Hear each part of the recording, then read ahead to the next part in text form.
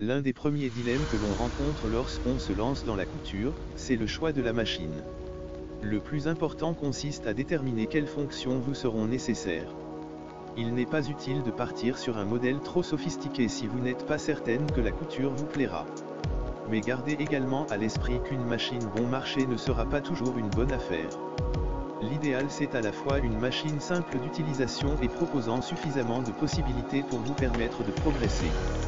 Pour bien choisir sa machine à coudre, il est important de prendre en compte ses désirs créatifs et le temps que l'on souhaite y consacrer, occasionnel ou régulier, reprise, habillement, décoration, patchwork, broderie ou encore le type de tissu que l'on souhaite travailler. Vos projets vous guideront dans le choix de votre machine à coudre. Quel que soit le budget que l'on souhaite investir ou l'usage que l'on attend de sa machine à coudre, elle doit proposer les points de couture de base, points droits, points zigzag et boutonnières, de préférence automatique en un temps, à défaut en 4 temps. Attention, la mention « boutonnière en 4 temps » signifie que vous devez changer 4 fois vos paramètres de couture afin de coudre les 4 côtés de la boutonnière.